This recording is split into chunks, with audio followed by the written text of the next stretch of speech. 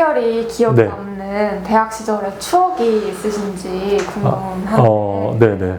대학 시절의 추억은 사실 뭐 이렇게 많지는 않아요. 왜냐하면 공부만 많이 열심히 했기 때문에 그게 이제 뭐 공부를 열심히 제가 해야 되겠다 이렇게 생각해서 공부를 한 거라기보다는 사실 대학 시절에 고민을 되게 많이 하고 살았던 것 같아요. 맞아요. 저는 이제 그 이유가 중고등학교 다닐 때는 어떤 대학만 가면 된다라는 목표로 살잖아요. 그래서 저도 그런 목표로 대학만 가면 저의 인생이 뭐 다 해결될 것처럼 그런 생각을 가지고 살았고, 과에 대해서도 전혀 생각을 못 했던 것 같아요. 이제 고등학교 다닐 때만 하더라도. 그래서 그냥 점수를 맞춰서 대학의 어떤 학과에 진학을 하게 됐고, 그러다 보니까 그때부터 어떤 진로에 대한 고민, 어떤 인생에 대한 고민을 저는 그때 되게 많이 했던 것 같아요. 그런 진로 고민을 하다가 보니까 이제 종교학이 뭐 점수를 맞춰서 대학을 진학한 거였기 때문에, 또 물론 종교학과에서 많은 것도 배웠지만은 또 제가 할 수 있는 것이 무엇일까, 뭘 나는 잘할까, 뭐에 관심 있을까, 이렇게 그런 것들을 찾다 보다가 그 어떤 학교에서 뭐 새로운 전공이 하나 생겼어요. 그래서 이제 그 연합전공 정보문학을 하면서 또 저와 관심을 같이 하는 그런 친구들, 뭐 선후배들도 만나고, 또 거기서 여러 가지 뭐 프로젝트를 같이 한다든가, 또 고민을 같이 하고, 또 어디 뭐 MT도 가고 얘기도 하고, 그런 것들이 또 제 대학 생활에 있어서는 가장 뭐 추억이라면 추억이라고 생각하고, 어떤 답사 같은 것도 매년 갔는데, 봄학기, 가을학기 갔는데, 그렇게 답사 가서 또 사람들을 만나고 이야기를 나누고 했던 것들이 저한테는 정말 좋은 추억으로 남아 있습니다. 이따가 질문에도 뭐 있었던 것 같기는 한데, 공대를 나왔어요. 전자공학을 학부 전공으로 했고, 모르겠어요. 요즘은 좀 달라졌을지 아니면 공대생마다 좀 다를 수도 있겠지만, 전반적으로 저희 때는 공대에 있는 친구들은 좀 하나를 파는 성향이 좀 강한 친구들이 공대에 많이 있었던 것 같고, 저 역시도 약간 그런 성향을 가지고 있는 것 같아요. 네. 그 유튜브니까. 네. 저희 때는 그 공대생들을 단무지라고 불렀거든요. 혹시 요즘도 그렇게 부르나요? 아니요. 단무지? 처음 들어봐요? 네, 처음 들어봐요. 단순, 무식, 지 뭐 이렇게 해가지고 네. 근데 정말로 단순하고 무식하고 지 뭐 했던 것 같아요. 근데 그 이유가 무식하다는 거는 우리가 공부하는 거 이외에는 굉장히 무식하다는 거고, 단순하다는 것도 그거 하나만 파기 때문에 단순했던 것 같고, 실제로 그런 친구들이 모여 있었던 곳이었던 것 같아요. 교수님께서 공대셨는데도 스스로가 그렇게 네. 생각하시는 다들 인정했습니다. 제 친구들도. 저도 인정했고, 제 친구들도 인정했고. 근데 오히려 저는 제 주변 친구들에 비해서는 오히려 덜 한 우물만 파는 성격이었었던 것 같고, 그랬기 때문에 제가 전공을 좀 바꾸는 계기도 됐었던 것 같아요. 그 문헌정보학이랑 데이터 네. 사이언스 융합 전공 분야를 전공을 하고 계신데, 네. 그러면 그 분야에 대해서 선택하게 된 이유, 배경 이런 거 네네네. 궁금해요. 네. 저는 현재는 이제 문헌정보학과에 있고 데이터 사이언스 융합 전공의 주임 교수를 하고 있지만, 제가 지금 전공하고 있는 거는 데이터 큐레이션에 대한 연구를 하고 있고, 특히 이제 문헌정보학 분야에서는 시작이 정보 조직과 연결이 되는데요. 저 같은 경우는 이제 대학생 때를 다시 이제 돌이켜 생각을 해보면, 첫 1년은 전공 공부를 하느냐고 시간을 많이 보냈지만, 그 다음 이제 군대를 다녀와서는 뭐를 내가 좋아할까, 이런 것들을 많이 찾아봤던 것 같아요. 그래서 다양한 수업도 많이 들어보고, 저는 인문대였지만 기계공학 개론, 컴퓨터 개론, 그리고 그런 공대 개론 수업뿐만 아니라 또 수학과에 가서도 수업을 들어보고 그랬습니다. 저는 이제 당시에 어떤 기술 같은 거에 관심이 많았고, 특히 이런 컴퓨터 웹사이트 인터페이스가 어떻게 작동할까, 또 사람들은 그런 기술과 어떤 상호작용을 할까, 이런 거에 되게 관심이 많았던 것 같아요. 그러니까 이런 것들을 점점 뭐를 좋아하는지를 찾아갔던 것 같아요. 그래서 그런 것들을 찾던 중에 서울대학교에 연합전공 정보문학이라는 게 생겼고, 그 정보문학을 하면서 저와 관심을 같이 하는 사람도 만나게 되고, 그런 강의를 해주시는 교수님도 만나게 되고, 그러면서 그 분야에 대한 관심을 더 확장시킬 수 있었고, 또 그게 계기가 돼서 어떤 교환학생으로 미국에 있는 유니버시티 오브 미조리 콜롬비아 대학교에 1년 정도 다녀왔는데, 오히려 한국에 있을 때는 문헌정보학에 대해서 모르고 있다가 거기 가서 정보학이라는 게 있고 그 원류가 문헌정보학이다라는 것을 알게 됐습니다. 그래가지고 제 인생에 있어서 어떤 전환기가 되었던 것 같아요. 그래서 어떤 사람에 대한 관심은 있는데 기계에 대한 관심, 그리고 사람과 기계가 어떻게 상호작용하는가에 대한 관심이 시작이었던 것 같고, 그러다 보니까 이런 관심들이 점점 확장을 해 나가더라고요. 그래서 단순히 사람과 어떤 기계의 상호작용적인 거에서 나아가서 또 어떤 사람이 조직에서 어떤 행동을 하는지, 또 사람과 사람은 또 어떤 상호작용을 하고 있고, 또 어떤 사람의 행동을 연구하는 그런 연구자가 되어 갔던 것 같습니다. 다음 질문으로 네. 인공지능 융합전공 분야를 선택하신 이유가 무엇인지. 네네. 지금의 여러분들도 그런 고민을 많이 하실 것 같아요. 요즘은 뭐 그런 걸 뭐라고 하죠? 직업 체험 뭐 박람회 뭐 이런 것도 있고 그런 곳들이 있잖아요. 네.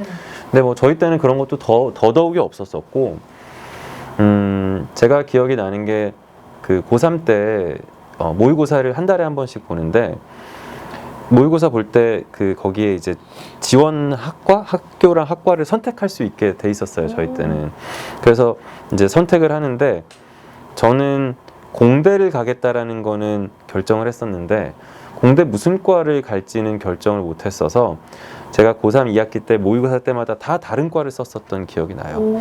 전자공학과도 한번 쓰고 기계공학과, 건축공학과, 뭐 원자핵공학과, 뭐 조선해양공학과 이런 여러 과를 썼었던 기억이 나는데, 그만큼 어떤 전공이 어떤 학과가 어떤 공부를 하고 졸업하면 뭘 할 수 있다는 거를 아주 정확하게 알고 지원했었던 건 아니었고, 어쨌든 전자공학이라는 전공 안에서 공부를 하고 회사에 취업을 했어요. 근데 저는 병역특례라고 해서 산업기능요원, 그러니까 군대 대신에 회사에서 병역을 복무할 수 있는 그런 TO가 많이 있었어서 저도 이제 그 산업기능요원으로 해서 회사 가서 일을 했거든요. 그리고 제가 이제 다녔던 회사는 네트워크 장비를 만드는 회사였고, 그 장비 안에서 저는 프로그래머, 그 안에 들어가는 프로그래밍을 짜는 프로그래머로 일을 했는데, 어떤 프로그래밍을 짜야 될지는 그 팀의 팀장님이 정해주시고, 그리고 어떤 방향으로 이 네트워크 산업이 나아갈지는 정부가 정해준단 말이에요. 제가 그 네트워크 장비 만드는 회사를 다닐 때 광통신이 처음 우리나라에 도입이 됐거든요. 제가 이제 그래서 미리 이제 앞으로 광통신의 시대가 온다라는 걸 알았기 때문에 이제 연구소에서 광통신을 공부를 했는데, 제가 생각한 방향과 위에 있는 사람들이 생각하고 결정한 방향이 서로 다르더라고요. 그리고 제가 봤을 때는 아무리 봐도 이쪽 방식이 더 좋은데 이제 결정은 그렇지 않다라는 생각을 보면서, 근데 문제는 왜 이쪽 결정을 내렸는지에 대한 정보가 전혀 없기 때문에 왜 저쪽 산으로 가야 되는지 저기로 가야 되는지를 전혀 모르는 상태에서 가자 해서 그냥 코딩만 하는 게 이제 내 모습이었던 거예요. 그리고 저는 그 모습이 좀 싫었어요.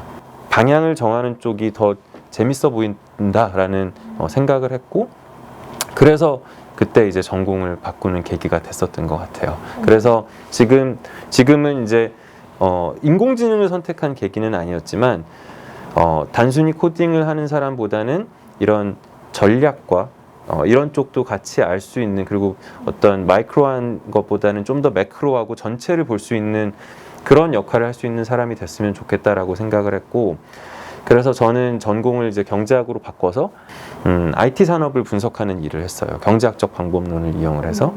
그리고 그게 지금의 저, 인공지능을 분석하는 지금의 저까지 오게 된 것 같아요. 그래서 어떻게 보면은 인공지능을 제가 선택했다라기보다는 단순한 공학자보다는 이런 융합적 인 사람이 됐으면 좋겠다라는 결정을 굉장히 이른 시간에 내렸고, 그게 지금까지 흘러서 인공지능을 융합적 관점에서 분석하는 사람이 되지 않았을까. 네, 그렇습니다. 그럼 다음으로는 교수님만의 공부법이 있으시다면 소개해 주실 수 있을까요? 이건 공부요? 궁금한데요. 고등학교 때까지는 모든 학생들이 똑같은 커리큘럼을 따라서 국어, 영어, 수학을 공부하고 사회하고 뭐 과학을 공부하잖아요.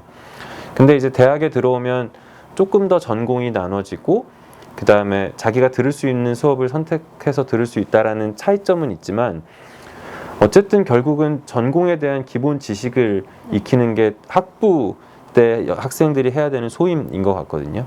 그래서 뭔가 그 학문이 발전해 온 길을 넘어서는 방향보다는 그 지금의 학문 분야가 축적된 것을 익히는 게 학부이기 때문에 고등학교 때까지 하고 공부 방식은 크게 다르지는 않을 것 같아요. 그렇기 때문에 중간고사를 보고 기말고사를 보고 문제를 풀고 이제 그런 과정을 반복하는 것 같고 대학원부터는 조금 달라지거든요. 기존에 있었던 거를 하지 않아요. 기존에 이미 누군가가 해놓은 거는 그거는 할 필요가 없는 거예요. 이미 돼 있기 때문에. 그래서 대학원에서는 학부 때하고 완전 다른 게 뭐냐면 학부 때까지는 좌변은 항상 주어져요. 네. 1 더하기 1은 그래서 좌변은 주어지고 우변을 구하는 게 이제 학부 때까지의 질문이었으면 근데 석사부터는 좌변이 안 주어져요. 좌변을 자기가 찾고 그 다음에 우변을 찾는 건데 좌변만 찾으면 우리나라 사람들은 우변을 되게 잘 찾는데 좌변을 찾으라고 하면 여기서는 이제 사람들이 다 헤매기 시작해요. 학생들이. 그래서 학부 때는 특별히 뭐 어떤 공부 방법이 있지는 않을 것 같고 고등학교 때 해오듯이 그냥 열심히 하시는 게 방법일 것 같고요. 석사 때부터는 더 공부를 잘하기 위해서는 좀 그 세상을 바라보는 식견, 산업을 분석할 수 있는 그런 견해를 가지고 있으면 그게 더 훨씬 더 큰 도움이 되는 것 같아요. 왜냐하면 이 좌변을 찾는데 그냥 아무 좌변이나 갖고 오는 거는 누구나 할 수 있는데 좋은 좌변을 찾아야 되거든요. 좋은 문제를 만드는 건 인사이트가 없으면 좋은 좌변을 찾아오기가 쉽지가 않아요.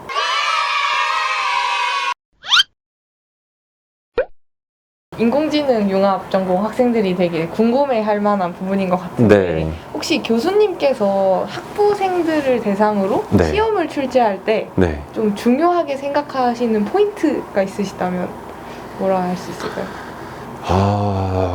중요하게 생각하는 포인트요. 네, 약간 이거 위주로 공부해라. 아니면 이렇게 공부했으면 좋겠다. 그건 영업 기밀인 것 같은데. 이거 탑시크릿인 걸로. 이대호 교수님만의 포인트 약간만 스포해 주신다면. 저 같은 경우는 지금 제가 학부에서 그 AI 산업 전략 수업이랑 그 다음에 캡스톤 수업 이렇게 두 가지를 하는데 둘 다 시험이 없어요. 지금. 네. 발표 형태로 진행을 하고 있기 때문에. 네. 뭔가 아쉽네요. 교수님의 그럼 석사 공부법을 좀 따르는 게 더 좋겠네요. 네. 암기보다는. 저는 그 사실은 글로벌 융합학부에서 강의하기 전에 예전에는 경제학과에서 미시경제학 했었거든요.